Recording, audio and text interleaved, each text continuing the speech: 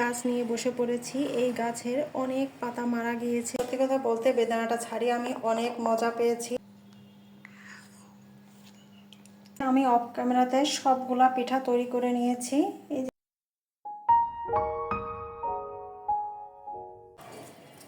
Hello everyone, আসসালামু আলাইকুম, welcome back to our channel. কেমন আছেন সবাই? আমরা আলহামদুলিল্লাহ খুব ভালো আছি। আমি সকাল সকাল গাছ নিয়ে বসে পড়েছি। এই গাছের অনেক পাতা মারা গিয়েছে, যেগুলো আমি ছিটে দেব। কারণ গাছে যদি মরা পাতা থাকে গাছের সৌন্দর্য নষ্ট হয়ে যায় আর গাছের জন্য ক্ষতিকারক। তো আমি এটাই করি, যেসব গাছে দেখি যে পাতা মারা গিয়েছে বা কোনো ডালের সমস্যা, সেগুলো আমি ছিটে দিই যাতে গাছগুলো ভালো থাকে।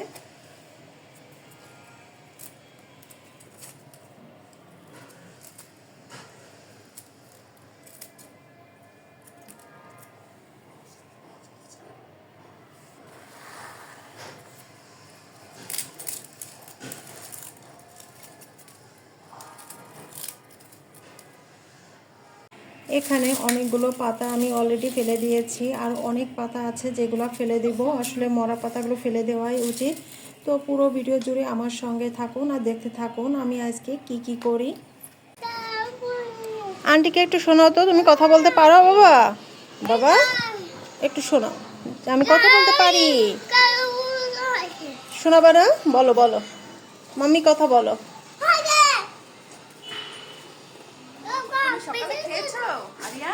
এই যে তোমাকে কি জিজ্ঞেস করলো, উত্তর দাও। বলো আমি খেয়েছি আন্টি, বলো। তুমি খেয়েছো সকালে?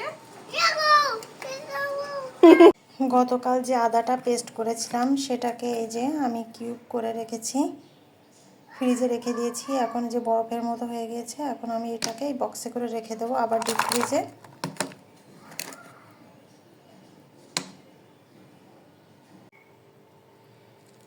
আয়ন বাবার জন্য বেদানাটা ছাড়িয়ে নিচ্ছি।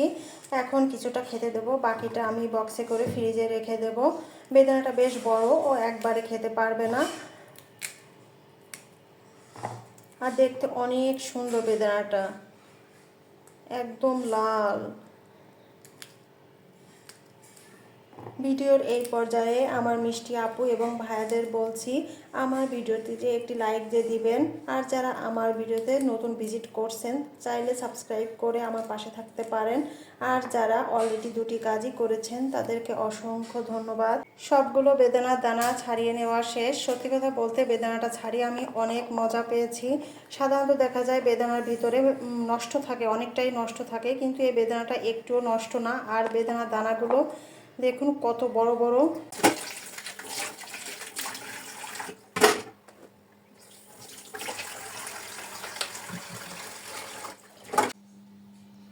সন্ধ্যার সময় মা আর ছেলের চা পার্টি চলছে বেশ কয়েকদিন পর।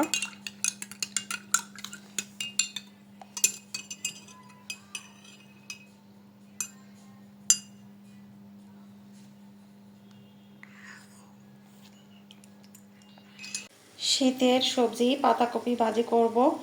তো এখানে আমি বাঁধাকপি কুচিয়ে নিয়েছি, আলু কুচিয়ে নিয়েছি, আর সঙ্গে কাঁচামরিচ ফালি, পরিমাণ মতো হলুদ, পরিমাণ মতো লবণ দিয়ে আমি সিদ্ধ করতে বসিয়ে দিয়েছি। সিদ্ধ হয়ে গেলে আমি পেঁয়াজ এবং রসুন দিয়ে তেলে দিয়ে দেব। বাঁধাকপিটাকে তেলে দেওয়ার জন্য এখানে আমি কিছু ছোট চিংড়ি নিয়েছি, চিংড়ি দিব। এখানে পেঁয়াজ রসুন কুচিয়ে রেখেছি। আর আজকে একটা পিঠা তৈরি করব। কি পিঠা তৈরি করব সেটা আপনাদের সঙ্গে একটু পরেই শেয়ার করব। কড়াইয়ে তেল দিয়ে দিয়েছি, আগে আমি মাছটাকে ভেজে নেব।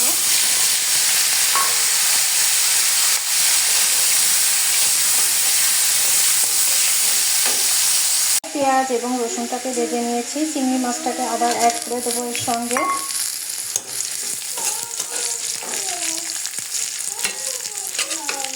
এখন আমি বাঁধাকপিটাকেও অ্যাড করে দেবো।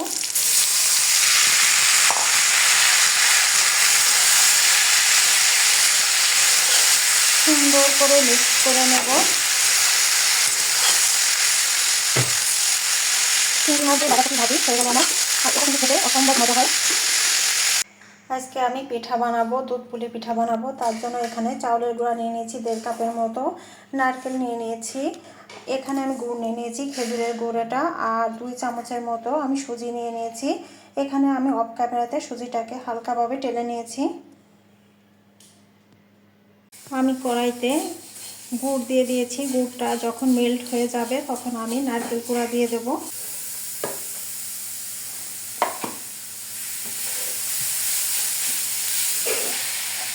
সামান্য লবণ দিয়ে দেব, এলাচ এবং দারুচিনি দিয়ে দেব। এখন আমি সেই ভাজা যে সুজিটা সেটা অ্যাড করে দেব। এখন সুন্দর করে মিক্স করে নেব। আমার পিঠার পুরটা রেডি। এখন আমি আটাটাকে কাই করে নেব। আমি এখানে পানি দিয়ে দিয়েছিলাম আর পরিমাণ মতো লবণও আমি দিয়ে দিয়েছি। পানিতে জাল উঠে গিয়েছে। এখন আমি চাউলের গুঁড়া অ্যাড করে দিব।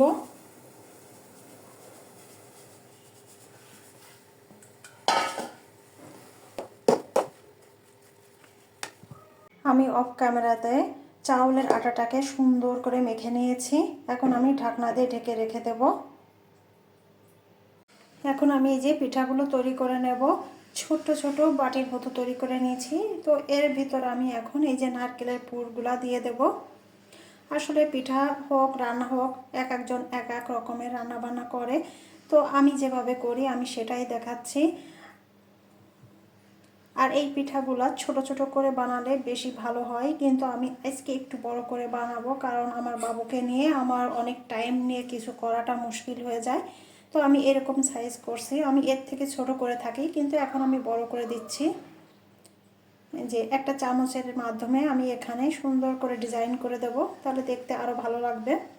আর এভাবে করে আমি প্রতিটা পিঠাই বানিয়ে নেব। আমি আরেকটি পিঠা বানিয়ে দেখাই। এই যে আমি নারকেলের পুরটা দিয়ে দিচ্ছি।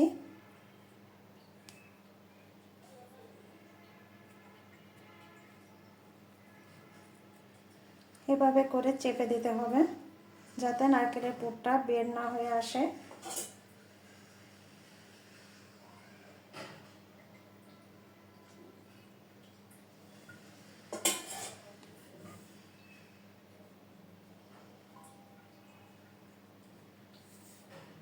যে আমি অফ ক্যামেরাতে সবগুলা পিঠা তৈরি করে নিয়েছি।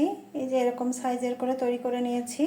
আর এদিকে রান্না করার জন্য আমি দুধটাকে জাল করে নিচ্ছি। দুধটা জাল হয়ে গেলে আমি পিঠাগুলো অ্যাড করে দেব।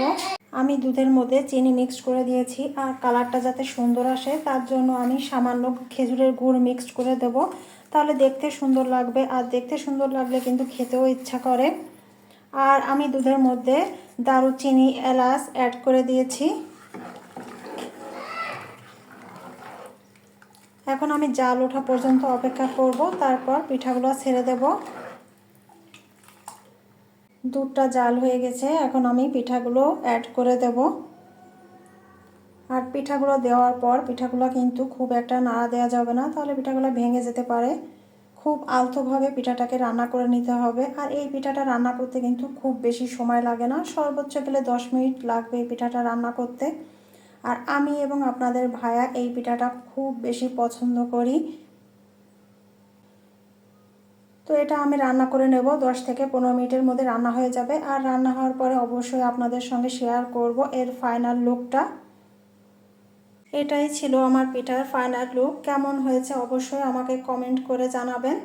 তো সবাই ভালো থাকবেন, সুস্থ থাকবেন, আমাদের জন্য অনেক অনেক বেশি দোয়া করবেন। আল্লাহ হাফেজ, আসসালামু আলাইকুম।